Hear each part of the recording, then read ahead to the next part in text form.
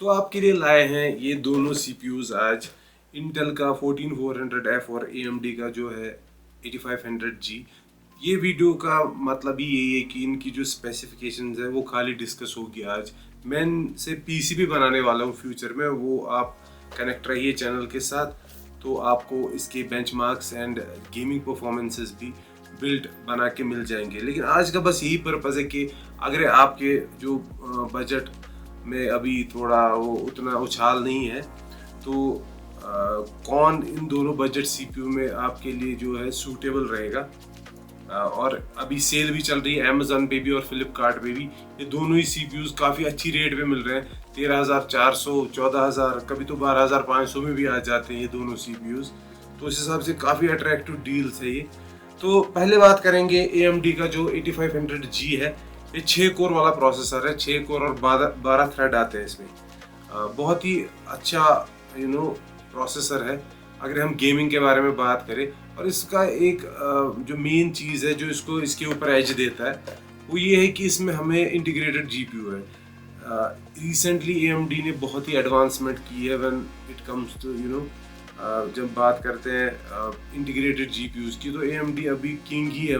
अगर आप 1080p gaming करेंगे तो लो सेटिंग्स में CSGO, Fortnite, CS2 काफ़ी अच्छे से खेल पाएंगे, जब तक कि आपके पास पैसे जमा नहीं हो जाते और आप ये चाहें कि मैं एक इसमें अब अपने PC में एक GPU डालूं।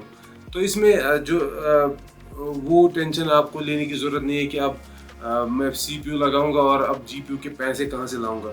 CPU डाल दो, गेम्स वेम्स सब सारा वेब ब्राउजिंग, जो इवन अगर आप जो मतलब लो लेवल की एडिटिंग भी करना चाहेंगे तो वो भी हो जाएगी इस पर। तो जो प्रीवियस इसके प्रोसेसर्स है G सीरीज से, उससे काफ़ी अच्छा परफॉर्म करता है ये। और इसमें जो हमें एक अच्छी चीज़ मिलती है कि इसमें 65 वाट का जो है TGP मिलता है। तो अगर आप छोटे जो फॉर्म फैक्टर PCs होते हैं वो बनाना चाहते हैं तो काफ़ी अच्छे से बना पाएंगे इसमें। और उसमें जो कुछ लोग, जैसे मुझे भी पर्सनली छोटे फॉर्म फैक्टर्स के PC अच्छे लगते हैं, तो उसमें आपको टेंशन नहीं लेनी पड़ेगी क्योंकि उतना हीट जनरेट नहीं करता है। और इसका जो कूलर इंटीग्रेटेड आता है वो एक प्लस पॉइंट है इस प्रोसेसर का। वैसे दोनों में ही आता है और वो उस कूलर से आपका काम चल जाएगा इजीली, उतना ओवरहीट नहीं होगा CPU। तो अगर आप जो स्मॉल फॉर्म फैक्टर PC बनाना चाहते हैं, ये प्रोसेसर लेटेस्ट टेक पे बेस्ड है। इसके जो कोर्स है वो Zen 4 है प्राइमरी, जो इसके 2 कोर्स है परफॉर्मेंस कोर्स, वो Zen 4 आर्किटेक्चर पे बेस्ड है। और जो अदर जो इसके 4 कोर्स और है वो 4C आर्किटेक्चर, जो मतलब इसका प्रेडिसेसर है, लेकिन काफ़ी अच्छा परफॉर्म करते हैं। तो ये एक पैकेज है बहुत अच्छा इस रेट में। तो इसका जो साथ साथ हमें इसी रेट में जो मिलता है वो ये है इंटेल का जो i5 14400 है। इसमें देखिए, इसमें भी कुछ चीज़ें अच्छी है। जैसे पहली चीज़ ये है कि इसमें कोर काउंट हमें ज़्यादा देखने को मिलता है। इसमें हमें 10 कोर मिलते हैं और 16 थ्रेड मिलते हैं, जिसमें 6 जो है एफिशिएंसी कोर्स है और 6 परफॉर्मेंस कोर्स है और 4 एफिशिएंसी कोर्स है।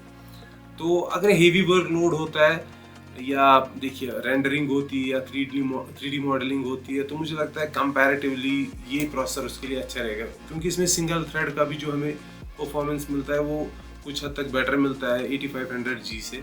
इसमें L3 कैश वही 20 MB का मिलता है और ये भी गेमिंग के लिए अच्छा है। लेकिन इसमें एक कैवियाट ये है कि भाई ये आप जब PC बिल्ड करोगे तो इसमें ग्राफिक्स कार्ड तो लगाना ही है, तो उसकी वजह से कॉस्ट जो है वो बढ़ जाता है। तो अगर आपका काम देखिए, फॉर एग्जांपल आप मन बना लिया है कि मैं अपना जो हेवी काम है इस पे करूँगा, तो अभी के लिए ये सस्ता आ रहा है प्रोसेसर, तो आप उस पर जा सकते हैं। फिर आप एक यूज्ड ग्राफिक्स कार्ड भी इसमें लगा सकते हैं। तो काफ़ी हद तक आजकल ग्राफिक्स कार्ड के जो प्राइस है वो बहुत ड्रॉप हो गए हैं।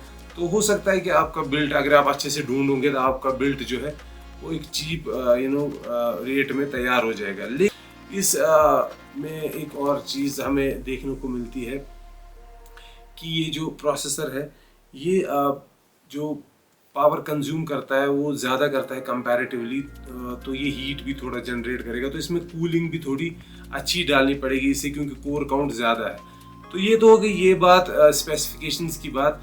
अब अगर हम बात करें कि फ्यूचर अपग्रेडेबिलिटी जो होती है वो किस में हमें देखने को मिलती है, तो ऑब्वियसली जो AM5 है, जो राइजन का ये है, ये इनका अभी करंट प्लेटफॉर्म है जो अभी चल रहा है। तो इसमें ऑब्वियसली अभी ये और भी प्रोसेसर्स नए लाने वाले हैं।